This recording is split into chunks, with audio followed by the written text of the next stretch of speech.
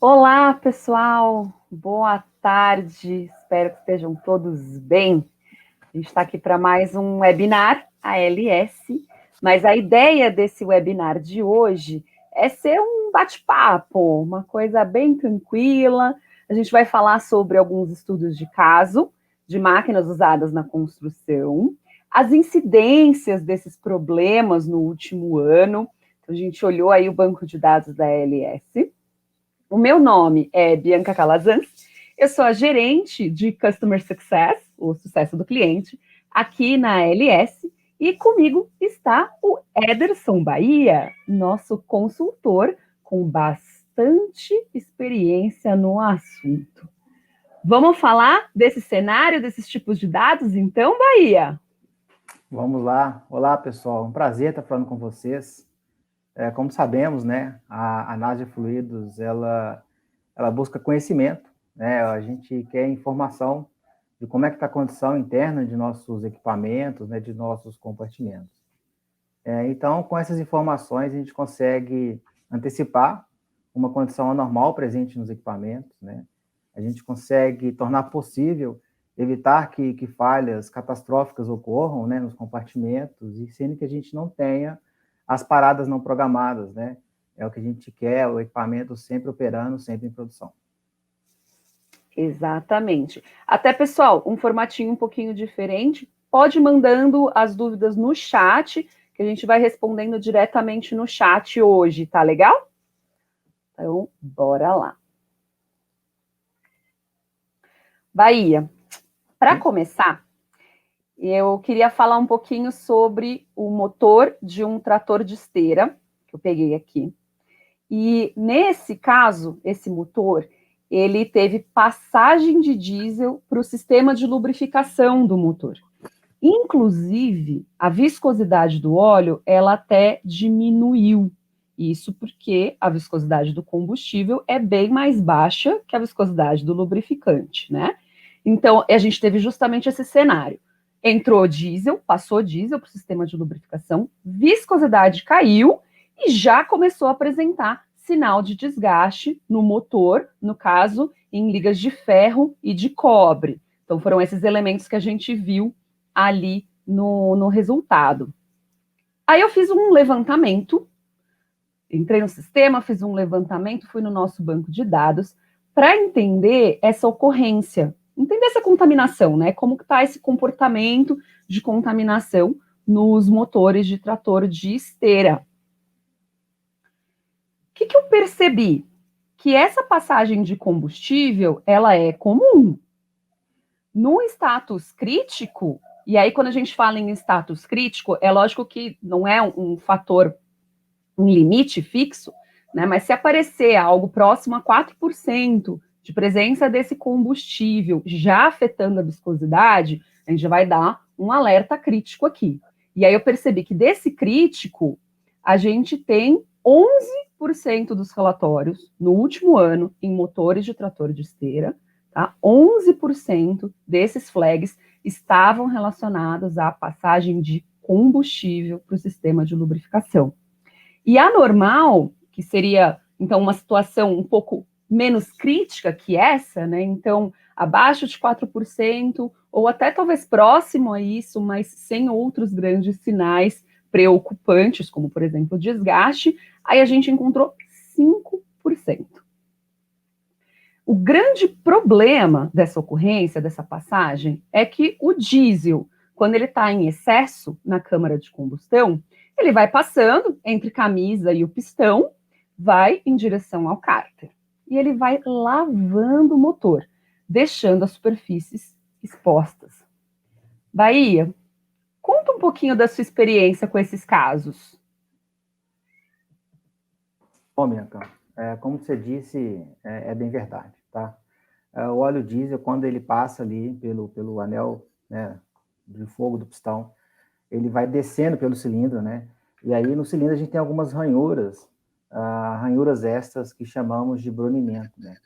E essas ranhuras, elas estão ali justamente para isso, né? Para reter o lubrificante, né? Para ficar parte do lubrificante ali na camisa do cilindro, para quando passar o pistão com os seus anéis e a saia do pistão, ele ter lubrificação, né? A gente tem um borrifador que joga o óleo por baixo ali do pistão, mas é importante que esse óleo fique também nesta camisa. Então, como você citou, né, o diesel, na hora que ele passa pelo anel de fogo e desce, ele remove esse lubrificante que está ali. E na hora que ele faz isso, ele acaba expondo a parede do cilindro ao desgaste. E essa situação, ela tem um efeito bola de neve, porque à medida que o diesel vai passando, né, pela camisa, ele vai lavando, né, e aí ele começa a contaminar todo o sistema, né, ele vai causar cada vez mais desgaste, e assim ele vai só proporcionando cada vez mais desgaste. Então, por conta desse desgaste, né, a gente permite que mais diesel passe pelo cárter. Então, a gente vai ter, somados ao desgaste que vai ocorrer no cilindro, né, teremos também uma viscosidade alterada, com impactos nas condições físico-químicas do lubrificante. Essas alterações serão responsáveis por dificultar o trabalho e a eficiência do sistema de lubrificação, né? Vai ocasionar desgaste em outras peças no motor, consequentemente. Vale ressaltar que mais de um efeito pode ocorrer ao mesmo tempo, né? Então, por exemplo, a gente tem uma grande concentração de diesel. Essa concentração de diesel, ela vai causar redução da viscosidade do lubrificante. Ao mesmo tempo, né, eu vou ter uma degradação desse lubrificante, ou mesmo uma passagem de fuligem, né, porque eu tenho ali um espaço maior, vamos dizer assim, então eu vou proporcionar que essa fuligem também passe. E a fuligem por si, ela tem uma característica de aumentar a viscosidade. Então, nessa situação, né, nós teremos uma falsa viscosidade adequada pelo equilíbrio dos efeitos dos problemas. Então, ou seja, aparentemente vai estar tudo bem, mas não é bem assim, sabe? O lubrificante, ele vai perder a viscosidade em função da contaminação por diesel, então ela vai cair. Entretanto, com a degradação que está acontecendo, né, por tudo que a gente tem ali de problema, vamos dizer assim, essa viscosidade tende a subir, então ela pode chegar numa equalização onde vai levar a gente a entender que eu tenho uma falsa estabilidade, na verdade não é o que está acontecendo, eu tenho diversos problemas nessa situação aí que eu acabei de mostrar para vocês. Sim, a gente vai ter que sempre analisar o todo, por isso até que eu estava falando antes da questão da quantidade de combustível dentro do sistema e como a gente vai precisar comparar com o resto dos resultados. É claro que a viscosidade chama muita atenção, mas olhando tudo que está acontecendo naquele motor. Isso é importantíssimo. E sobre esse ponto que você estava falando, justamente do desgaste que acontece e o efeito que ele tem, né, eu estou deixando passar mais diesel ainda, dou abertura para essa passagem maior. Eu até comento que o estudo de caso que eu estava vendo, o cliente justamente tinha identificado o problema nos anéis. Então, era justamente esse o ponto. Ele recebeu os resultados, ele conseguiu programar a parada, né, isso é importantíssimo, sem afetar a obra. Então, ele programou a parada, foi verificar justamente o que estava dando essa passagem de diesel, né, sem interferir na produção como um todo, inspecionou e precisou substituir os anéis de vedação dos injetores. Ele teve um custo aí de R$ 2.860,60. Deixa eu arredondar, fica mais fácil. R$ 3.000. Ele teve um custo de R$ 3.000. E o grande problema é que não se detecta nesse diesel. Não é algo que eu vou ali na máquina, dou uma cheiradinha e percebo que tem um diesel passando para o sistema de lubrificação. Pode até ter um consumo maior, a gente vai perceber alguns outros sinais, mas nem sempre é tão fácil.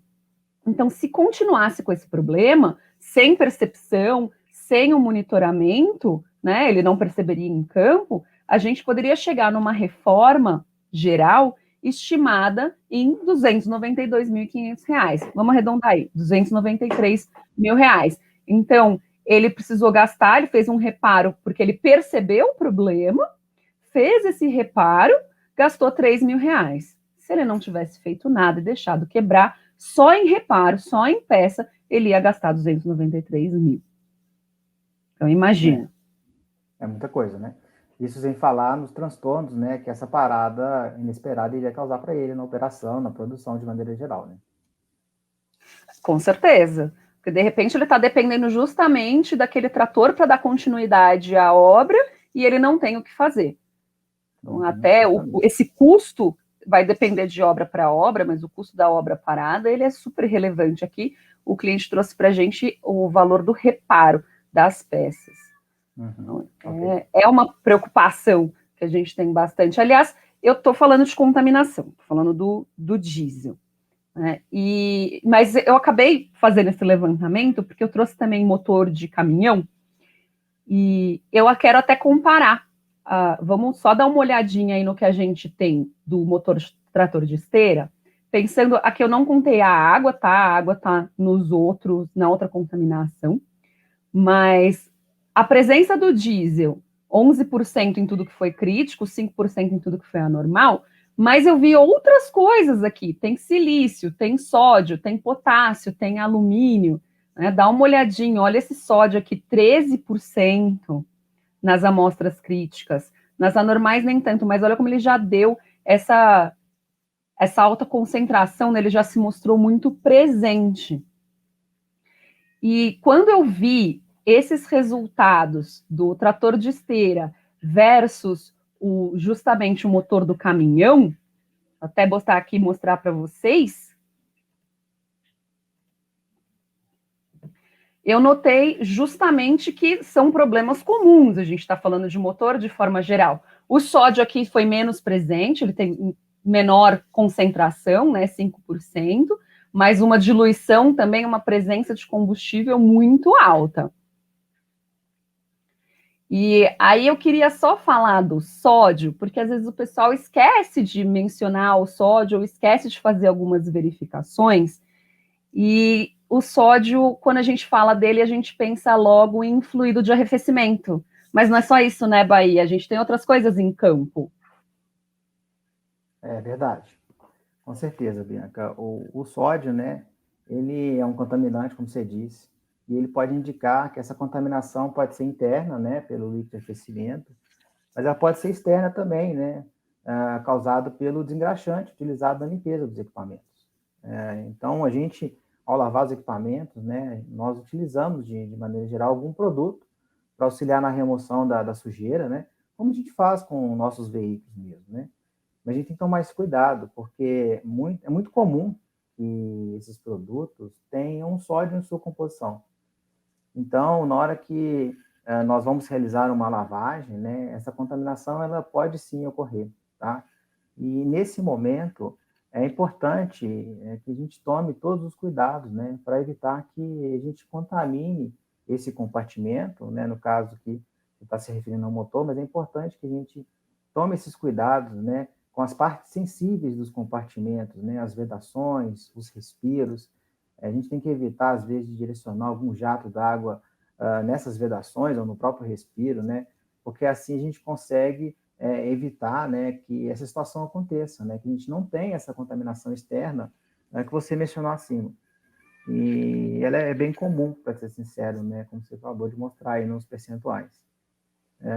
Outra coisa também importante de observar é que ela pode não ter nenhuma referência com a lavagem do equipamento, tá? Uhum. E ela acontece proveniente da contaminação pelo líquido de arrefecimento, né? Então, eu posso ter ali algum dano em alguma vedação entre galerias, tá? Ou mesmo pelo trocador de calor, que também é conhecido como resfriador de óleo, tá? Então, em alguns casos, a presença de agroglicóides, elas podem ainda não ocorrer, tá? Porque essa contaminação está na fase ainda bem inicial.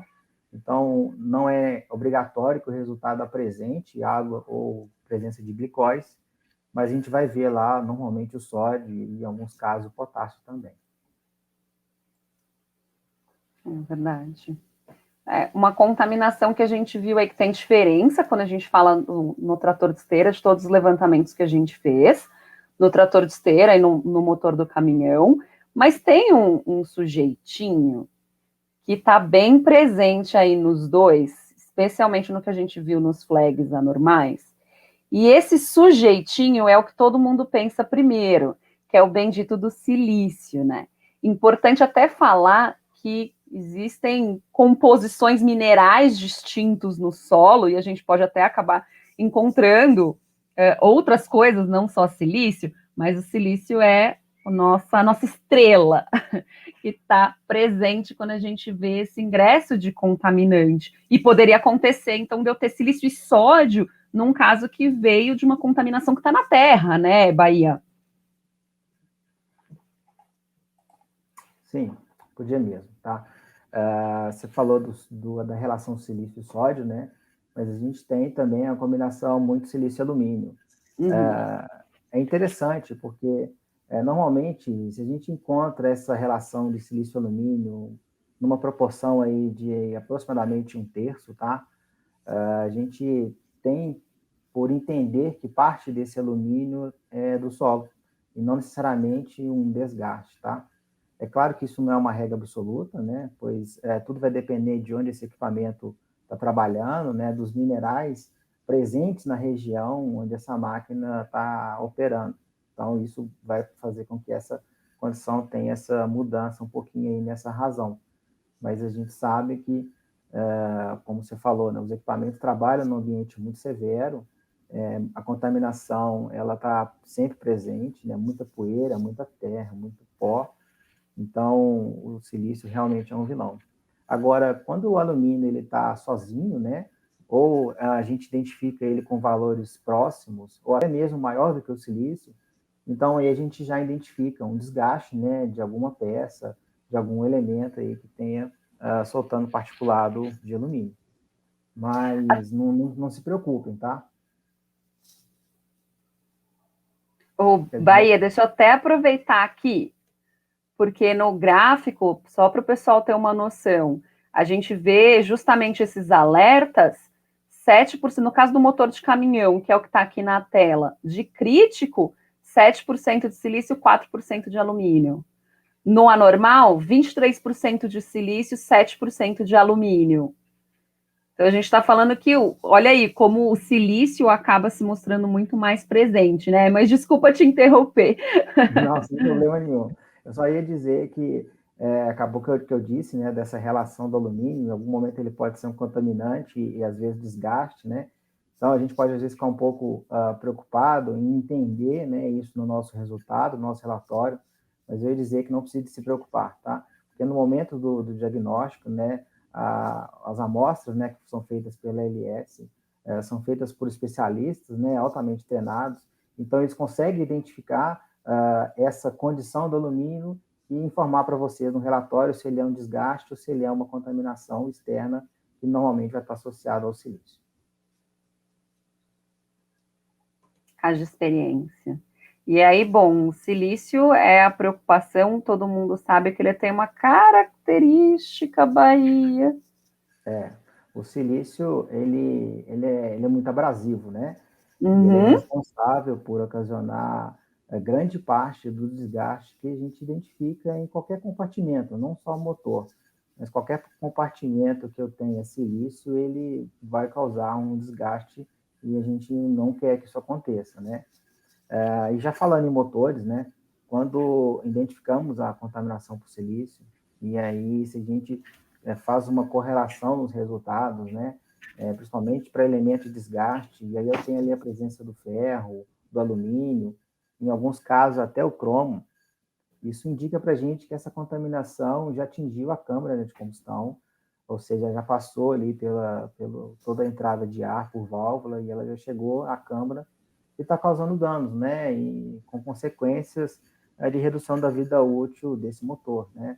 Vai ser uma porção de silício que vai fazer com que esse motor falhe, para de operar, mas a gente sabe que isso vai trazer uma redução significativa na sua vida útil, né? A gente quer que o equipamento esteja operando pelo maior tempo possível. Nessa ocasião, né, eu tenho uma presença de silício no resultado de um motor, ela requer uma inspeção do sistema de admissão, né, justamente para identificar o ponto de ingresso dessa contaminação e resolver esse problema o quanto antes.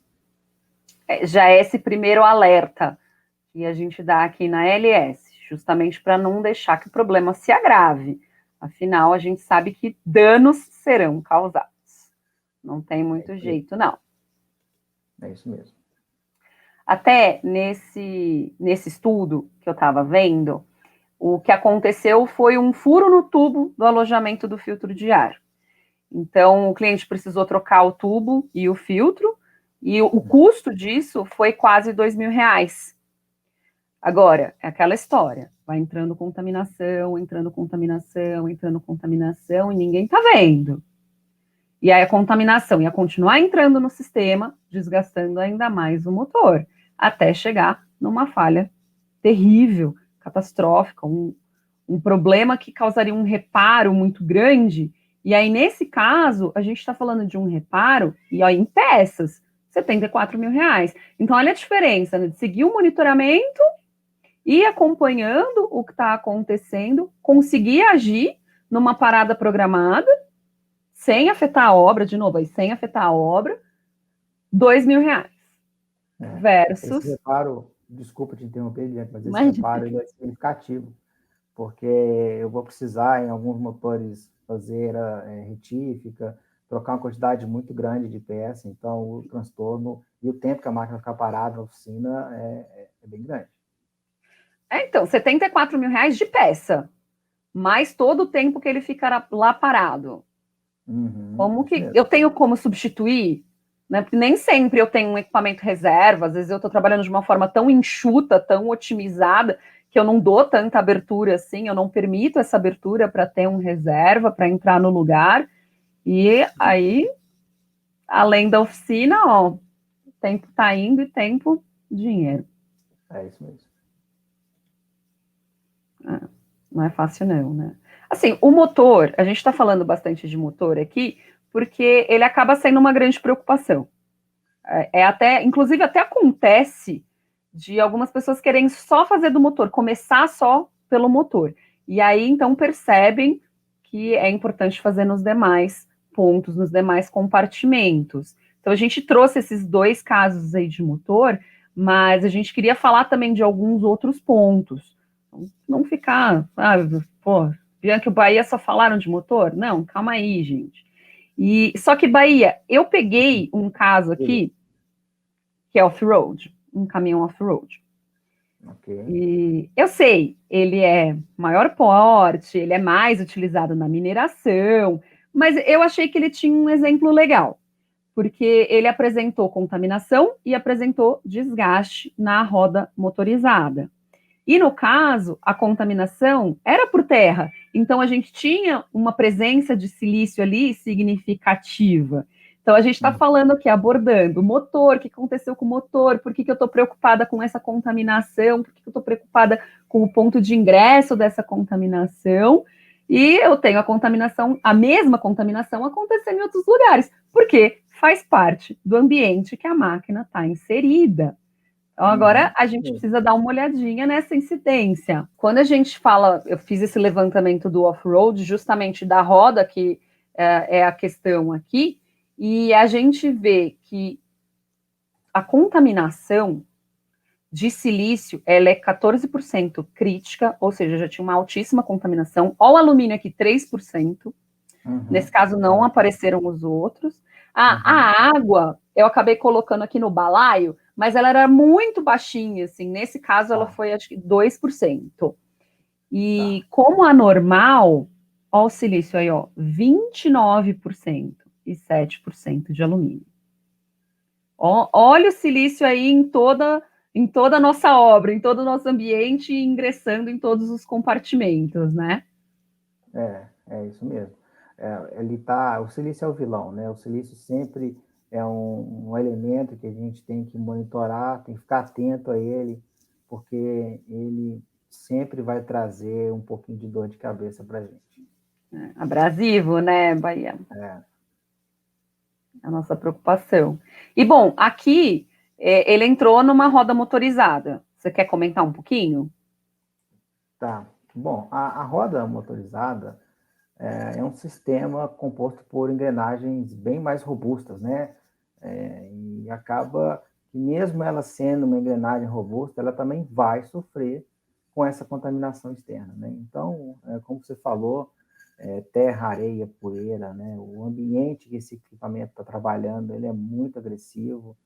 Então, a gente vai ter esse silício presente, né? Caso eu tenha algum problema aí de entrada, né? Desse contaminante externo. e ele vai causar desgaste, não tem jeito, tá? Ele vai causar desgaste em engrenagem, em eixo e nas demais peças do conjunto, tá? Em algum momento, esse particulado ele vai acabar entrando num espaço onde ele praticamente não cabe, não deveria estar ali, e nesse momento ele vai causar abrasão e, consequentemente, vai produzir mais partículas que vão só aumentar o meu problema, porque aí eu vou, além da partícula externa, contaminação, eu vou ter uma partícula também de desgaste presente no meu lubrificante em circulação, e ela também, em algum momento, vai acabar causando algum dano, tá? Você até comentou da água, né, que percentualmente era muito pequena e a gente não vê ali no gráfico, mas é uma contaminação que também acontece, tá? E a gente tem que ficar atento a ela também. Nesse caso aqui, a gente está falando de roda motorizada, mas eu tenho alguns outros compartimentos, né, de engrenagem mais robustos, que são os comandos finais, as reduções. Elas trabalham, às vezes, até um pouco mais baixo, vamos dizer assim, em alguns fabricantes, né, mais próximo ao solo, então ela está mais exposta a essa contaminação por água que em algum momento pode acontecer, está operando em dias chuvosos, enfim. E essa água ela vai degradar o óleo, né? Ela vai dificultar a própria lubrificação, né? Então, essas duas condições proporcionam desgaste e a gente tem que ficar bem atento a elas. A gente parou para falar um pouquinho dessa linha direcionada à construção e infraestrutura, mas esses contaminantes todos, eles acabam afetando todas as áreas. Isso é importante de citar aqui, pessoal, porque ele vai afetar quem está na mina, ele vai afetar quem está na obra, fazendo de fato uma obra, ele vai afetar o pessoal na indústria. Então, são questões que são muito importantes, porque o silício, poeira, areia, terra, que nem o Bahia falou aí, gente, o vento carrega. A água, pode chover, eu posso ter um vazamento, posso ter um trocador de calor no meu sistema, que também acaba levando o outro fluido lá para dentro do meu sistema de lubrificação. Existe uma briga entre os fluidos que são diferentes, eles não se dão bem, e como o Bahia mencionou, eu vou acabar acelerando a degradação do meu óleo lubrificante. E para que me serve um óleo lubrificante que já não está nas suas melhores condições de lubrificação? A viscosidade já não está boa, ele já tem borras, resíduos, produtos, subprodutos da degradação. Então, tudo isso acaba acontecendo, vai acontecer em todas as máquinas. A gente trouxe os exemplos aqui específicos, mas vai acontecer em todas as máquinas. Então, sempre de olho. Importante isso.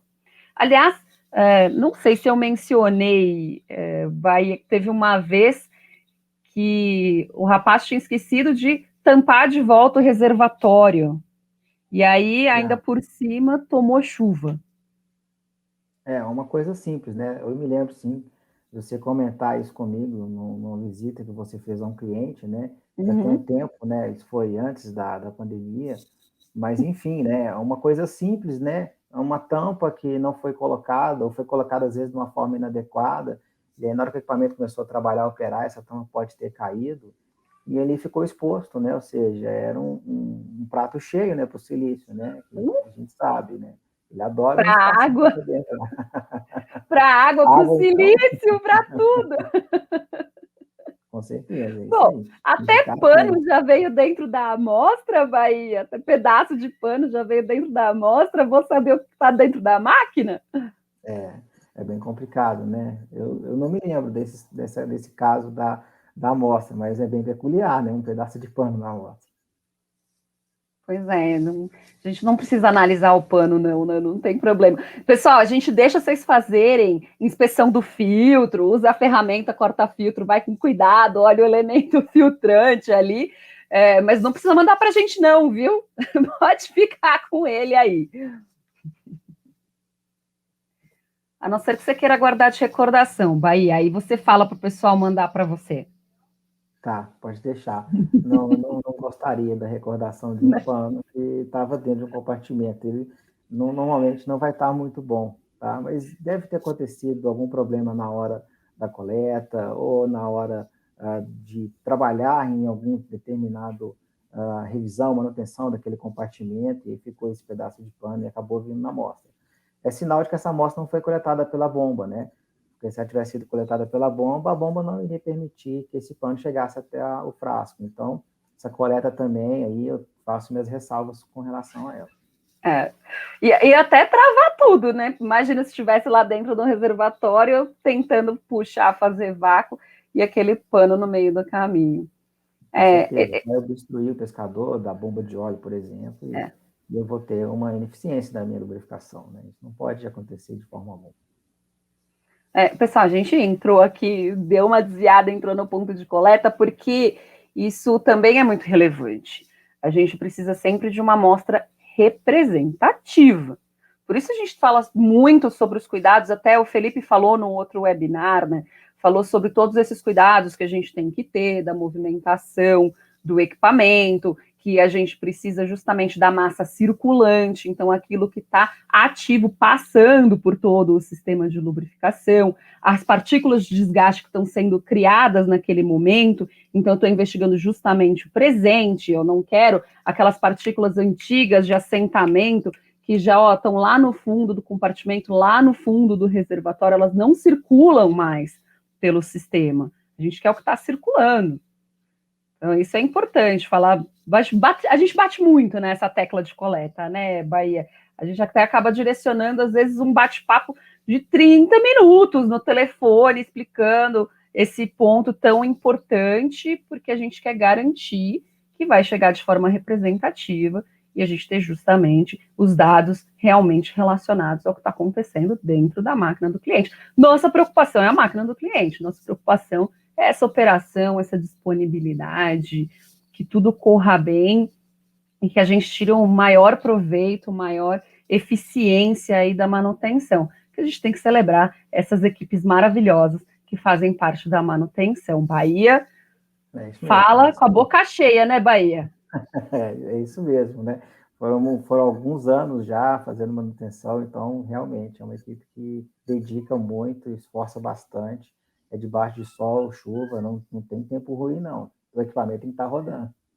Domingo a domingo é. Domingo, domingo. Eu sei que a operação é o coração da empresa, porque é o que realmente produz, mas se não tiver manutenção para apoiar, não vai. Não adianta. Não vai. Manutenção é muito boa, muito importante. Não adianta. Não adianta. Bahia, ó, não vou tomar muito tempo do pessoal, tá? Eu vou falar só de mais um ponto aqui. Tá. Que é eixo. E aqui eu até peguei um de caminhão. Esse de caminhão, vamos ver, acho que já está na tela aí. O que eu vi quando eu separei eixo de caminhão?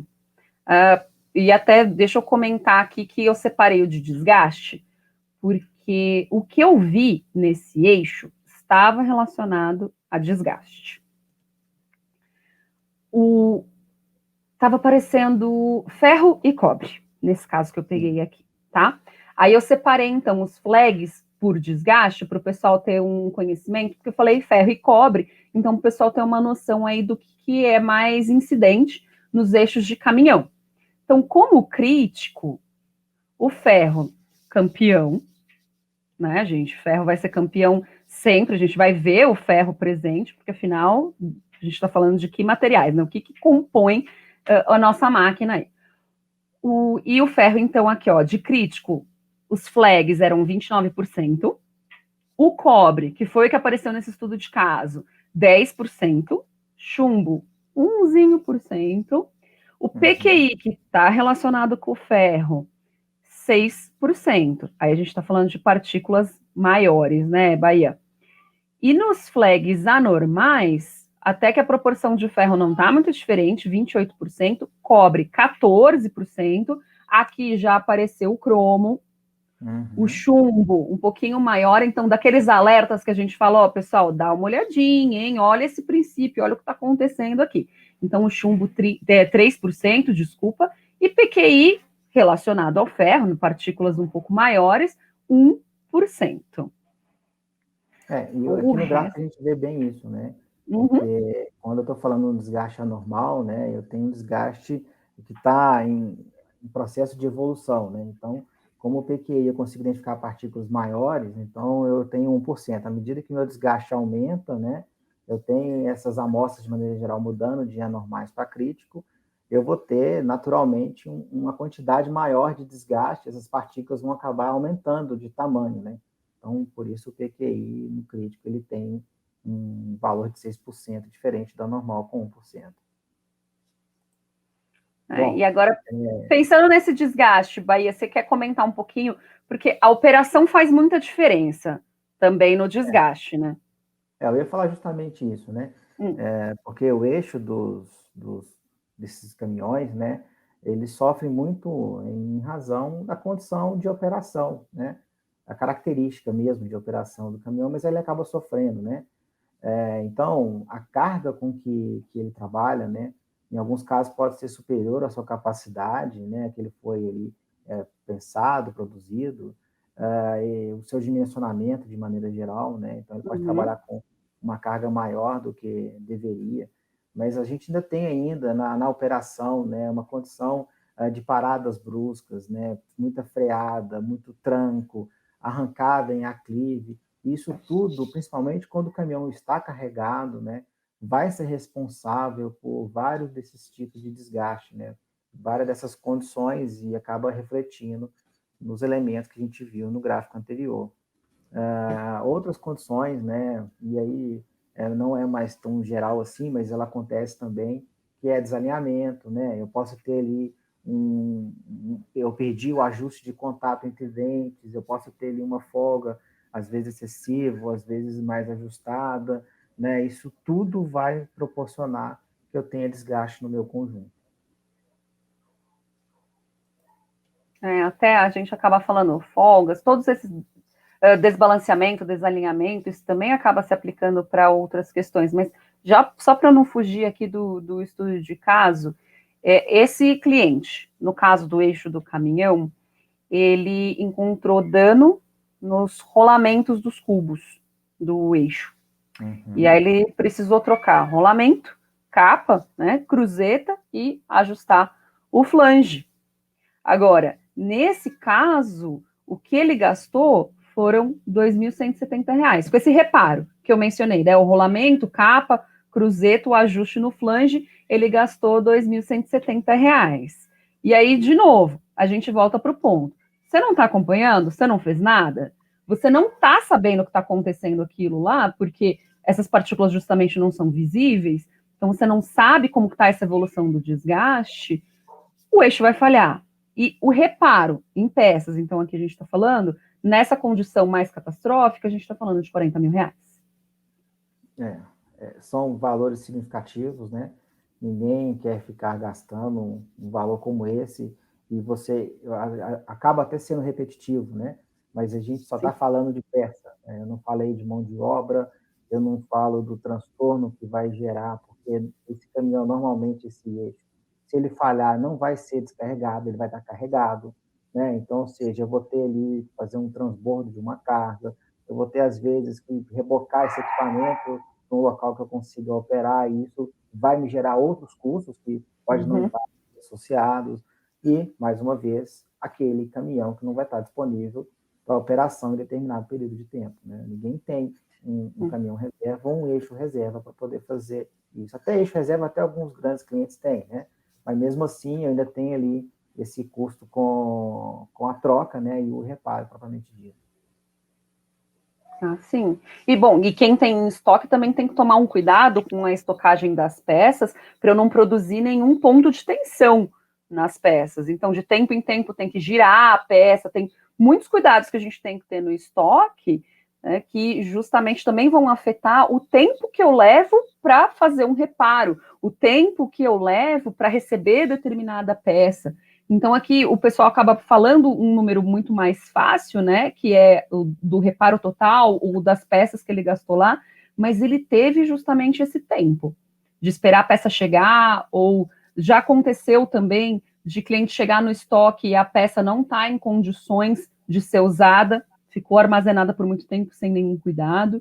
São muitos os fatores que acabam interferindo nesse dia a dia da manutenção. E a gente sabe que é fácil, mas a oficina parada, esse transbordo que você mencionou, Bahia, olha, né, onde que quebrou o caminhão? O que que aconteceu com o caminhão?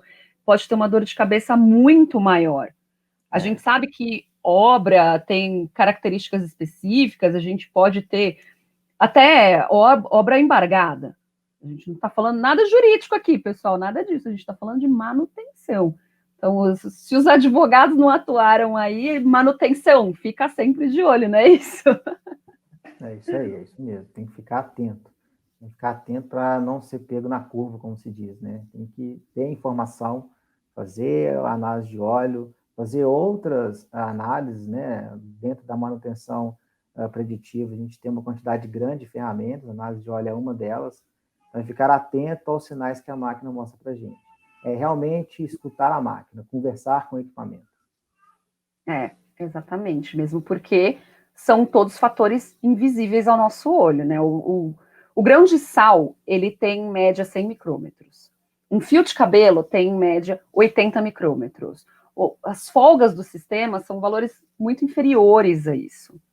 Um bico injetor pode ter uma folga de 5 micrômetros, por exemplo. Tá, mas e daí? E daí que esses contaminantes, eles estão nessa casa. A gente está falando de contaminantes pequenos, e o olho enxerga, de forma geral, em média, a partir de 40 micrômetros.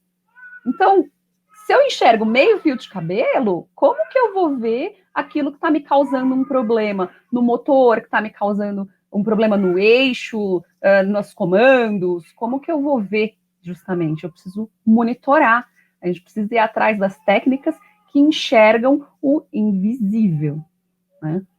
É uma faixa considerável do que a gente enxerga, né, Bahia? Aliás, esse negócio de meio fio de cabelo é o motivo pelo qual eu fico olhando minhas pontas duplas aqui, né? E me incomoda tanto, porque eu enxergo meio fio de cabelo.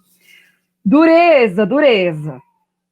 Mas, enfim, a ideia aqui era justamente a gente trazer esses pontos de como o monitoramento enxerga aquilo que é invisível. Então, com uma inspeção, só uma inspeção, ela não vai ser capaz de detectar.